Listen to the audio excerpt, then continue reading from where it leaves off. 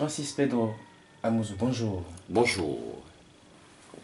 Vous avez été un acteur clé dans l'organisation de la présidentielle d'avril dernier et en tant que tel, nous avons eu vent d'un rapport publié dans la presse togolaise et nous sommes venus à vous.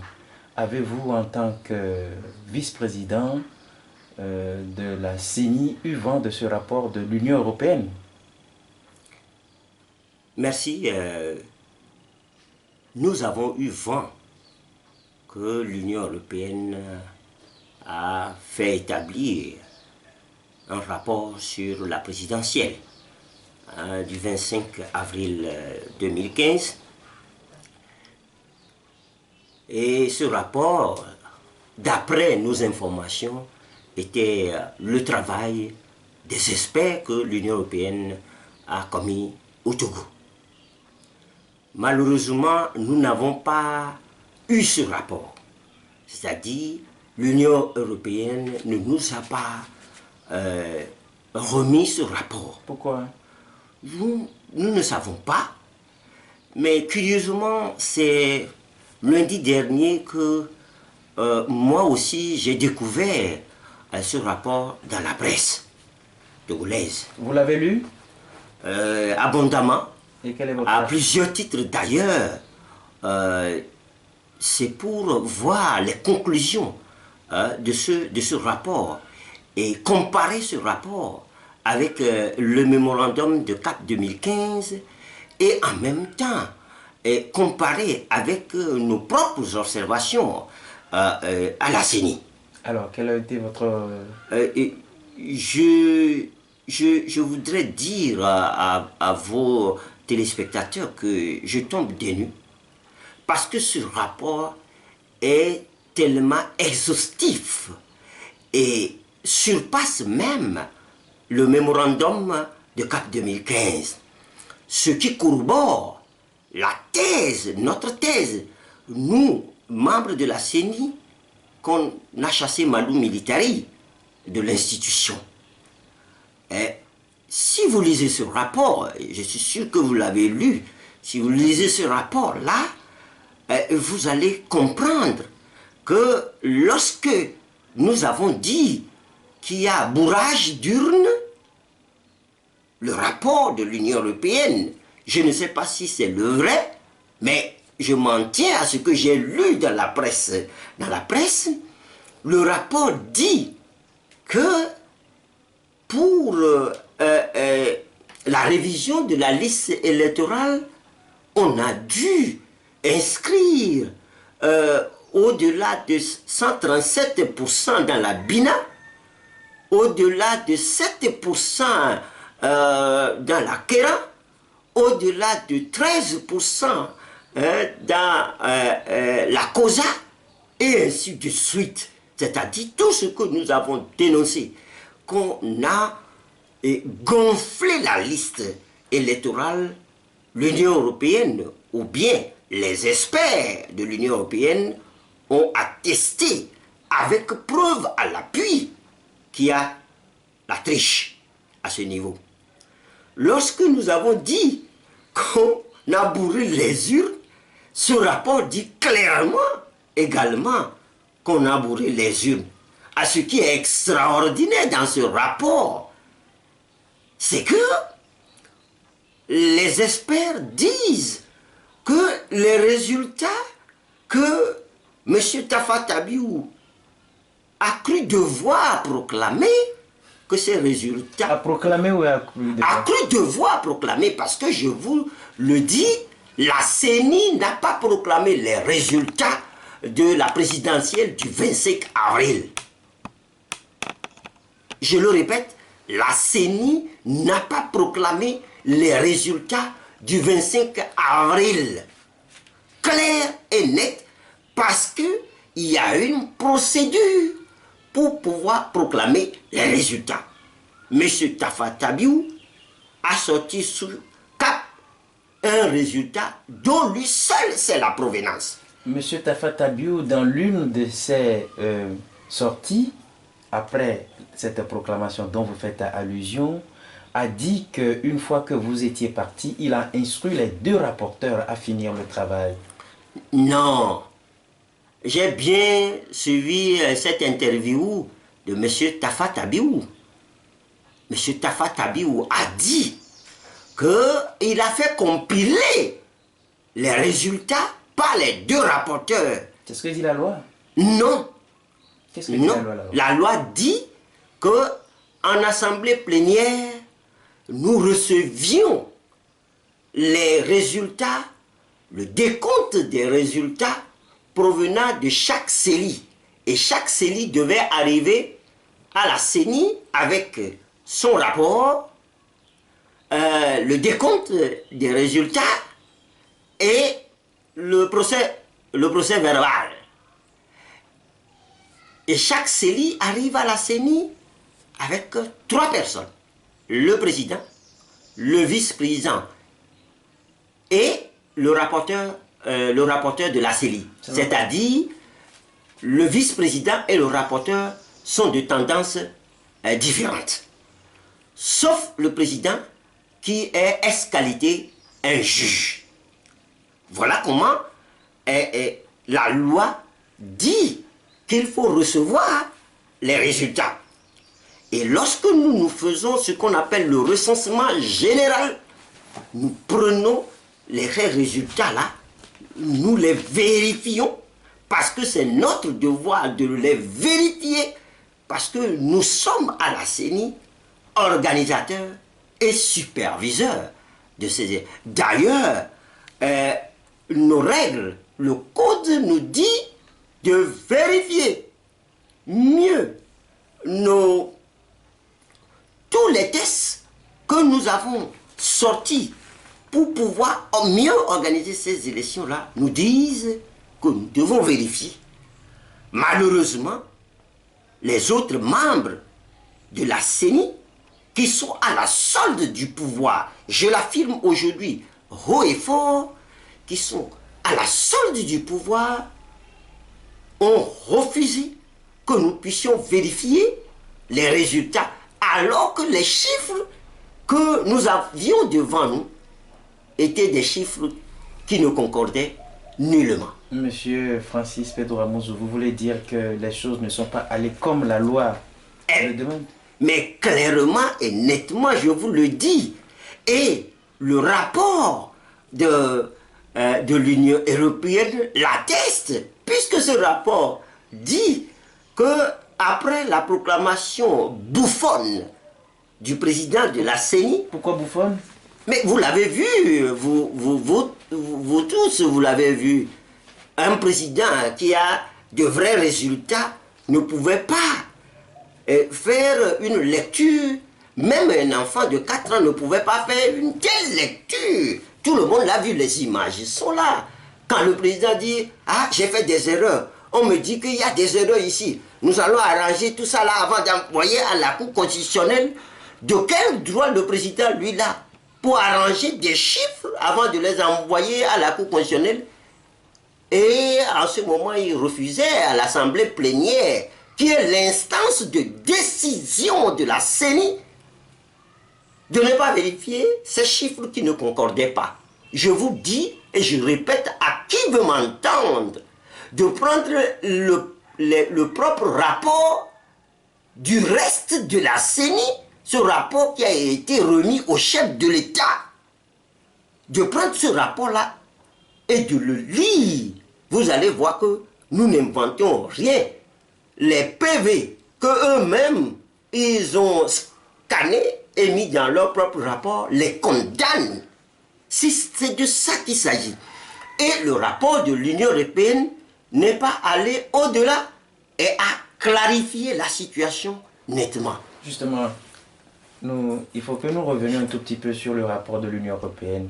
Mais selon vous, pourquoi l'Union européenne a-t-elle attendu si longtemps avant de rendre public ce rapport? Je ne sais pas en ce moment si c'est l'Union européenne qui a rendu public ce rapport. Je suis un peu dubitatif parce que si l'Union européenne a rendu public ce rapport, je crois que RFI en parlerait, France 24 en parlerait, ainsi de suite, ainsi de suite. Je ne sais pas comment les journalistes togolais ont pu trouver ce rapport-là? Certainement que l'Union européenne, ça fait 6 mois, vous le dites si bien, ça fait 6 mois que nous avons presque terminé cette présidentielle-là. Et vous avez vu que l'Union européenne a apprécié Justement, les résultats. Justement, alors, ce rapport nous met en émoi. Comment se fait-il que l'Union européenne, ayant eu ce rapport-là, a pu féliciter celui qui n'a pas gagné les élections? C'est-à-dire, en ma qualité de vice-président de la CENI, je dis que M. Faure Gnassingbé n'a jamais gagné la présidentielle du 25 avril. Je donne ma tête à couper. Et je crois que M. le Président de la République le sait, qu'il n'a pas gagné ces élections-là. Je l'affirme. Même s'il me reste une seule seconde avant que je ne meure, je dirai la même chose. Ces élections, ou bien cette élection, est un coup de force sans rien d'autre. Il faut que ça soit clair. Maintenant, c'est l'attitude de l'Union européenne qui nous étonne. Et qui m'étonne à plusieurs titres. Parce que je sais que l'Union européenne subordonne son aide aux pays africains à la démocratie. Alors, lorsque quelqu'un vole les élections, est-ce qu'on peut l'adouber? Et si on l'adoube, c'est qu'il y a eu quelque chose. Quelque chose s'est passé réellement. Est-ce que, comme le dit vulgairement, je ne veux pas être comme les autres, mais beaucoup de Togolais disent aujourd'hui que les ambassadeurs ont reçu des bachiches. Je ne sais pas si c'est vrai. Mais si ils ont ce rapport-là et toute l'Union européenne s'est mise à la file indienne pour féliciter celui qui n'a pas gagné ces élections, cela veut dire qu'il y a eu quelque chose. Maintenant que l'Union européenne nous prouve qu'un an n'est pour rien dans notre affaire là, qu'elle nous prouve ça. Je suis à Ouiri parce que j'ai écouté l'ambassadeur de l'Union européenne au Togo. J'ai ces discours. Et ça, c'est malheureux de la part d'un diplomate. Il faut que nous disions la vérité. Lorsque vous êtes amis, vous pouvez dire la vérité à votre ami. Le Togo est ami à l'Union européenne. Est-ce que ça ne pose pas un paradoxe? Ce qui a été dit avant et le rapport... Mais c'est là le paradoxe. Nous voulons comprendre. Nous voulons comprendre. Et je ne sais pas. Je me dis quelque part que, est-ce que nous n'allons pas écrire, en tout cas, en tant que membre de la CENI, parce que nous avons prêté serment, en tant que membre assermenté, est-ce que nous n'allons pas écrire à l'Union européenne pour demander la vérité sur cette affaire-là? Je ne sais pas. Je vais poser la question à mes collègues pour que nous puissions, parce que c'est quand même cocasse. C'est quand même cocasse. Nous avons remarqué dans le dit rapport de l'Union européenne, contrairement à ce que les responsables de CAP 2015 ont relevé comme anomalie, qu'il y a eu beaucoup de points saillants, il y a eu beaucoup de points sur lesquels l'Union européenne a tablé, autrement dit, entre guillemets pour dire, comme les responsables de CAP 2015, que ce processus est sorti du cadre légal. Est-ce que c'est votre avis à vous aussi? Mais le processus est sorti du cadre puisque je vous dis que jusqu'à ce moment où je vous parle, la CENI n'a pas proclamé les résultats. Et pourtant, on a vu le président de la CENI. Mais le président de la CENI n'est pas la CENI, puisqu'il y a une méthodologie. C'est l'Assemblée plénière qui est forte pour prendre des décisions et pour permettre que la CENI puisse faire son travail correctement. Hein? Alors, je vous assure, sans ces dieux, le président de la CENI a usurpé les prérogatives de l'Assemblée plénière. Je vous dis que c'est vrai que dans nos tests, on dit que le président représente la CENI.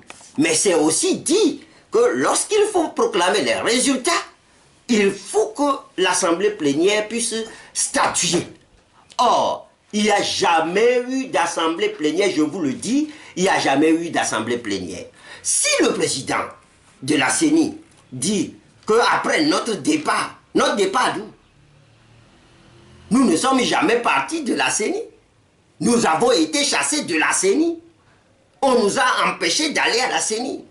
Souvenez-vous que le 29, le 28, après le putsch, je l'appelle très bien, après le putsch, nous avons écrit au président de la CENI, le 29, pour lui dire, mais tel que les choses se sont passées, et cela ne respecte pas nos règles. Il faut une assemblée plénière pour pouvoir reprendre le travail là où nous l'avons laissé. Pour votre mémoire, nous n'avons que travaillé sur 14 séries sur 42.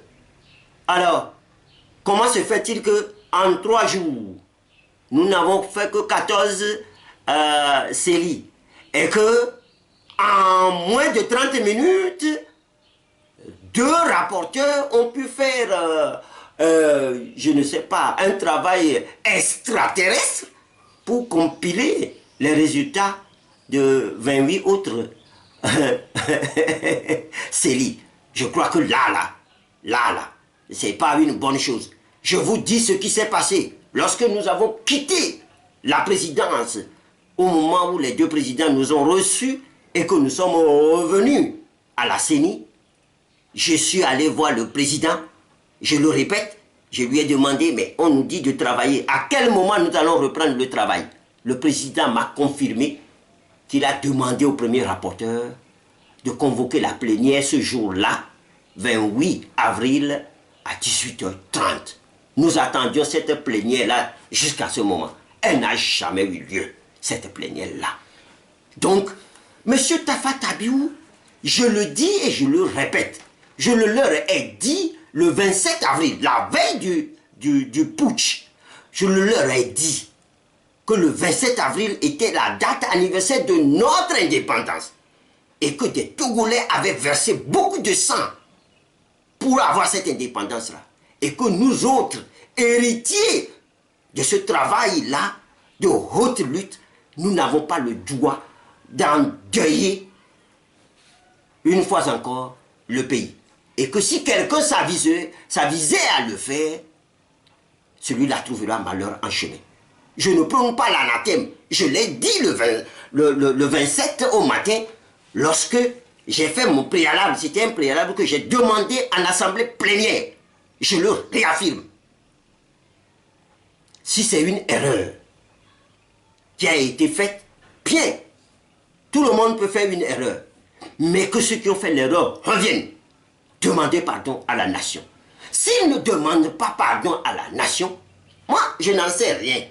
Mais s'ils venaient demander pardon, je vous assure, bras ouverts, je suis chrétien, nous sommes tous des chrétiens, les Togolais croient beaucoup. La nature facilitera la tâche pour eux. Mais s'ils ne le font pas, je ne sais pas. Parce que j'ai déjà dit, ce que je dis, je ne peux plus le ravaler. Je leur dis clairement, visage contre visage. Messieurs, vous avez endeuillé le peuple togolais. Vous avez endeuillé le peuple togolais. Vous devez revenir vers ce peuple-là et demander tout bonnement pardon. Francis Pedro Amouzou, revenons au rapport de l'Union européenne. Vous ne trouvez pas, en tant que vice-président de la CENI, puisque vous-même vous voulez de le dire, que vous n'avez jamais quitté la CENI, non, mais qu'on vous a renvoyé, mais vous ne trouvez pas que vous mettant dans votre rôle ou dans vos prérogatives de vice-président de la CENI, que vous devez faire normalement, après lecture de ce rapport de l'Union européenne, des démarches vers les responsables pour en savoir plus, étant donné qu'à un moment donné, vous étiez, vous aussi avec certains de vos collègues, membres de la CENI, donné un certain nombre de résultats. Exact. Nous étions forcés de donner des résultats. Parce que lorsque les choses sont allées comme vous le savez, nous avons écrit, comme je viens de vous le dire, au président, pour que nous reprenions les choses. Mais nous n'avons pas eu de réponse. Étant assermenté, étant envoyé par le peuple togolais, il faut que ça se comprenne très bien. Dès lors que nous avons prêté serment, nous avons revêti le manteau du peuple togolais. Et ce peuple-là a le droit de savoir ce qui s'est passé. C'est pourquoi le 1er mai, vous voyez, le 29 nous avons écrit, on n'a pas eu de réponse. Le 30 non plus, nous n'avons pas eu de réponse. Et le 1er, nous étions obligés de publier les résultats de 26 CELI. Pourquoi 26? Parce que souvenez-vous, en assemblée plénière, je dis bien, en assemblée plénière, le 28 au matin, nous avons confié les 14 CELI que nous avons et qui causaient énormément de problèmes. Nous avons confié ça au comité d'accompagnement, qui est le fruit de l'accord politique qui est signé le 24, très tard dans la nuit. Et cet accord-là dit que la CENI ne serait fait quoi que ce soit en dehors de ce comité d'accompagnement. Alors, nous sommes des gens responsables. Lorsque vous confiez une tâche à quelqu'un, vous devez laisser la personne terminer sa tâche. Donc, 14 CELI, nous les avons remis. Donc, dans notre travail de donner, de rendre compte à la population, nous avons trouvé qu'il y avait encore 2 CELI qui avaient les mêmes problèmes que les 14. Nous les avons ajoutés et nous avons publié les résultats de 26 CELI. Lorsque nous avons fait tout ce travail-là, 26 CELI donnaient gagnant. Je le répète, les 26 CELI donnaient gagnant à plus de 52%, M. Fabre Janvier. Et nous avons ajouté, le jour où nous faisions cette proclamation, nous avons ajouté que nous attendons le travail du comité d'accompagnement pour joindre ce travail-là à ce que nous avons fait. Est-ce que depuis le 1er mai, est-ce que quelqu'un a contesté ce que nous avons proclamé? Personne. Parce que nous avions les PV entre les mains. Oui, mais les rumeurs ont fait état de ce que vous aussi, vous n'avez pas cette prérogative, conformément à la loi, de faire ce que vous avez fait. Mais est-ce que M. Tafa Tabi ou sa bande avaient les prérogatives? Ils ont violé la loi. Nous avons cherché vainement à reprendre les choses. Les lettres sont là. Nous avons fait les choses dans les règles. C'est M. Tafa Tabiou et sa bande qui avaient passé outre. Parlons-en, M. Francis Pedro Amouzou, de ce comité d'accompagnement dirigé par le général Serka Sangaré, oui, qui savait être le représentant de l'OIF. Qu'en est-il du rapport de l'OIF, puisque l'OIF devait normalement rendre compte? Exact. Monsieur, ou bien le général Siaka Toumani Sangaré, j'ai appris à connaître l'homme. C'est, pour une fois, je peux dire que c'est un bon militaire africain. Un très bon. Et je ne qualifie jamais beaucoup les militaires africains. Mais le général Sangaré est un très bon militaire. Pourquoi vous le dites? C'est un homme rigoureux, un homme respectueux des tests. C'est un bon militaire. C'est un homme d'abord affable, un homme de vérité. Je l'ai vu au travail. Je l'ai vu. Parce que lorsque nous avons eu des difficultés, ce monsieur a cherché par 1000 moyens à dénouer la crise, à faire avancer les choses. Je suis certain que le rapport que M. Sangaré a remis à Mme Michaël Jean. Vous dites remis? Je dis et je répète, le général Sangaré a remis son rapport à Mme Michaël Jean, présidente de l'OIF. Et pourtant, l'OIF a salué ou félicité... Je suis désolé pour Madame Michaël Jean. Je ne sais pas sur quoi elle s'est basée. Je ne sais pas. Moi, j'étais au front. J'ai vu. Madame Michaël Jean était très loin. Était à 7000 km de Lomé. Elle ne pouvait pas apprécier mieux que moi qui ai organisé et supervisé ces élections-là. Je la mets au défi. Maintenant, le rapport de M. Sangaré, il faut que l'OIF le publie. Si l'OIF ne publie pas, l'OIF tomberait sur le même coup que l'Union européenne.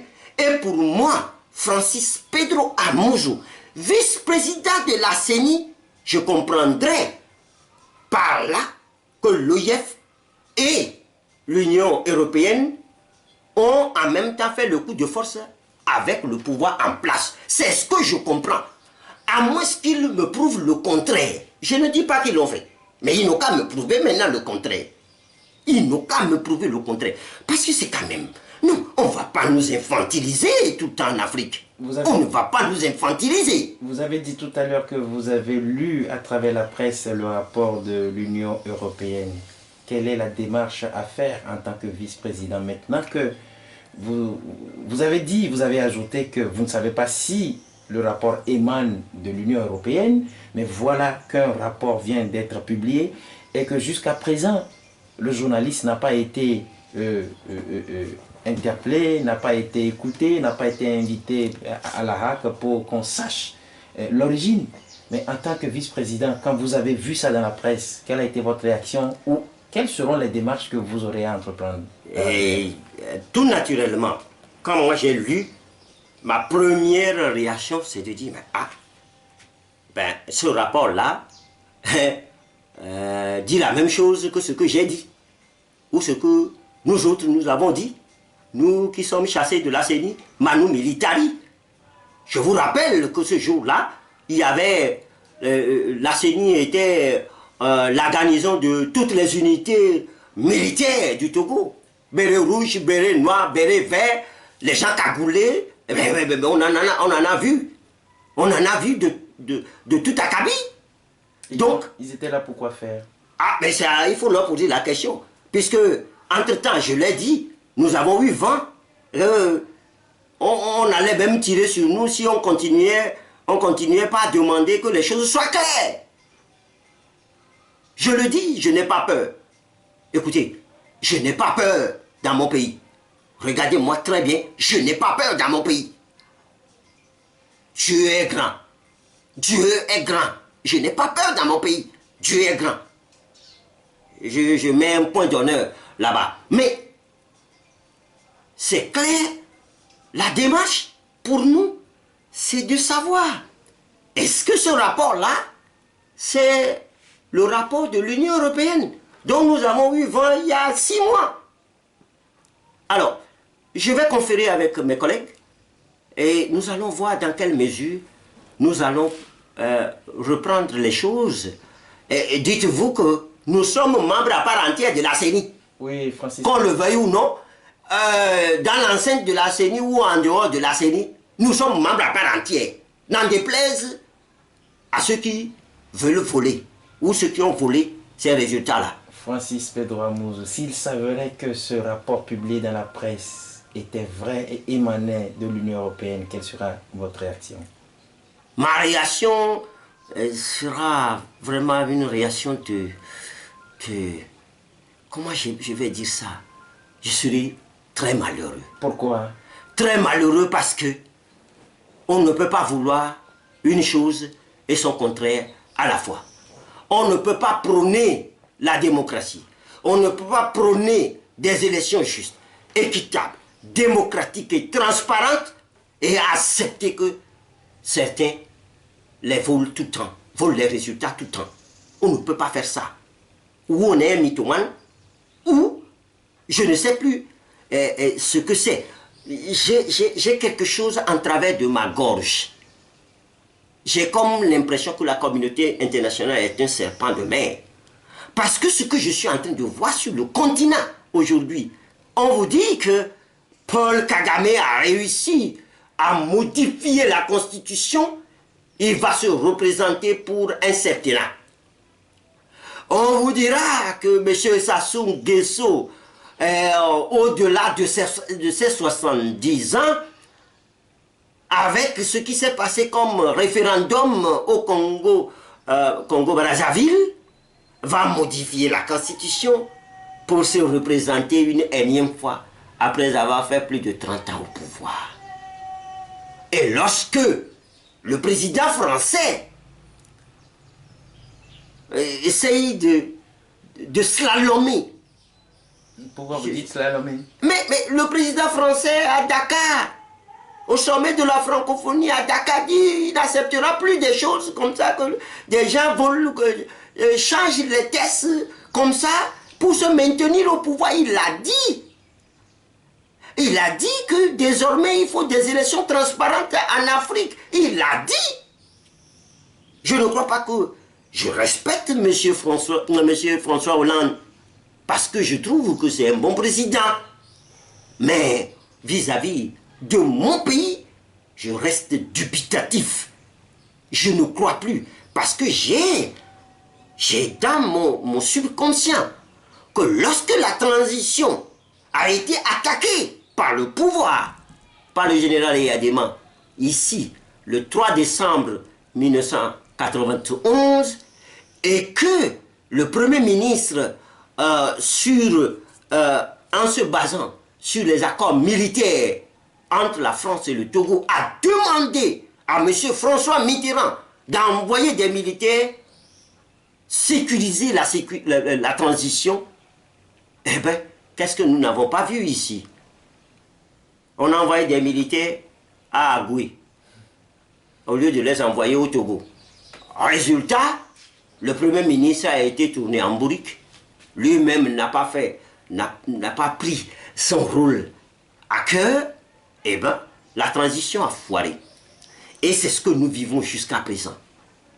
C'est de la même manière qu'en 1998, eh bien, on a vu les conditions dans lesquelles ces élections-là étaient passées. Ah! On a félicité. À ce qui m'est resté sur la patate, je le dis. Je n'ai pas peur. Quand on a des amis, il faut dire la vérité à son ami. Alors, en 99, souvenez-vous, le président français, Jacques Chirac, est arrivé ici pour concilier les Togolais. Ah ben, malheureusement, le discours qu'il a prononcé à son arrivée ici était à l'antipode de ce qu'il est venu faire. Résultat, eh ben, monsieur Eyadema, paix à son âme, a fini par toiletter la Constitution pour se représenter ad vitam aeternam, et c'est le bon Dieu qui l'a rappelé. Sinon, je vous assure, monsieur Eyadema sera encore au pouvoir maintenant. C'est comme ça. Revenons à l'Union européenne. Quel mot avez-vous à dire à l'endroit de ces messieurs de la diplomatie européenne? Je voudrais être sérieux en disant aux représentants de l'Union européenne au Togo, en envoyant un message très fort à toute l'Union européenne, que nous avons des relations séculaires. Ces relations ne peuvent pas s'estomper aujourd'hui. Ça ne s'estompera jamais. C'est comme ça Dieu a fait la nature. Nous devons composer avec tous les pays de l'Union européenne, d'ailleurs avec tous les pays du monde. Mais de grâce, que ces pays-là qui sont nos amis et qui nous ont aidés, qui continuent pas à nous aider, nous les remercions pour ça, n'acceptent pas que les élections soient truandées, fraudées, que les résultats ne soient pas tripatouillés. Et non, parce que nous sommes des humains. En Europe, personne ne fraude des élections. en Afrique, personne ne doit frauder des élections. Personne. Donc, de grâce, nous voulons... Mais, est-ce que nous pouvons nous séparer de l'Union européenne? Non, nous ne pouvons pas. Est-ce que l'Union européenne peut se séparer du Togo? Mais elle ne peut pas. Au temps fort de la suspension de la coopération. Mais l'Union européenne n'a pas abandonné le Togo, ça je le sais. C'est en ce temps-là même que l'Union européenne a aidé plus le Togo. C'est quand il y a eu coupure là, hein, de la suspension, c'est en ce moment-là que l'Union européenne a aidé plus le Togo. Donc de grâce, nous sommes des humains. Dieu, dans sa grande bonté et pour sa magnificence, a fait les hommes, il en a fait des blancs, il en a fait des rouges, il en a fait des jaunes, il en a fait des noirs. Il lui plairait même de faire des bleus, des violets. Il lui plairait de le faire. Donc, ne croyons pas que les hommes entre eux, il y en a qui sont supérieurs à d'autres. Ce temps est révolu. Nous sommes dans un monde interchangeant et interdépendant. Nous devons comprendre ça. Francis Pedro Amouzou, merci. Je vous remercie.